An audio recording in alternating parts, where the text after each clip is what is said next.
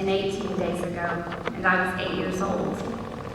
I remember somberly walking down the halls of Centennial Hospital with a suitcase in my hand, one that had the Journey stickers all over it, if anybody remembers what those are.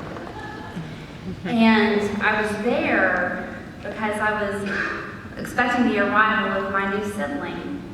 Now, since my parents had already had 3 children, 2 boys and 1 girl, they decided to keep this new baby's gender a surprise. Now, I remember when my mom was pregnant, sitting across the room from my 2 brothers who were wrestling and fighting and getting mad at one another, and I knew that there was only one thing to do: pack a suitcase. And what I thought an 8-year-old needed was, of course, clothes, a toothbrush, a teddy bear my dad gave me when I was born, and of course a few Barbie dolls. You see, because if this new baby was another boy, I was going home with someone else. I was not going to stay there.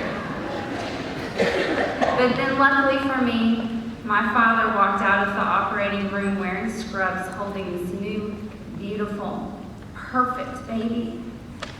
It was my baby sister, and I could go home after all. Yeah, me too. Now, graduates, you've been addressed all morning long, and in the coming months, you'll be given more advice than you'll probably ever want to have.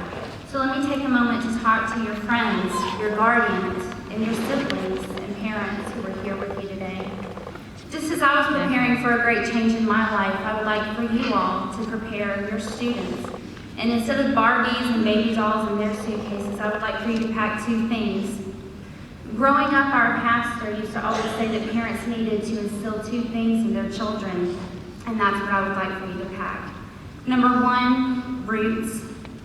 As your students walk into their classrooms, as was mentioned before, they're going to be looking around and not know a soul, being in a new building, new smells, new backpacks, new iPads, new everything. It's scary.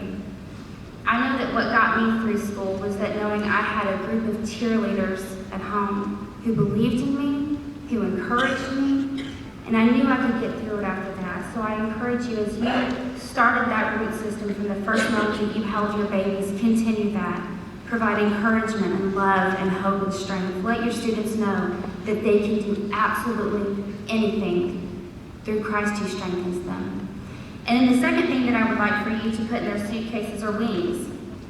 As they get more comfortable, they make friends, they might start to not need to call so much or not need to be around so much, and that's okay. They might have an opportunity to study abroad or a new internship that takes them far away for a little while. Of course, worry will be there, but I would like for you to not show that too much. Give them wings. Let them know that opportunities are there to be had and that there's nothing but joy and hope for their futures. I know that's scary, but just remember that all birds migrate home. To the class of 2013, I am so proud of you. Mr. Singer, thank you so much for the blessing of being able to speak to these students today.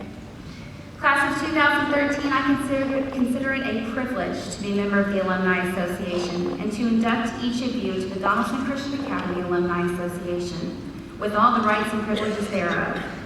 I hope you will take an active part in the Alumni Association as we strive to build a strong school for the future. You may turn your tassels.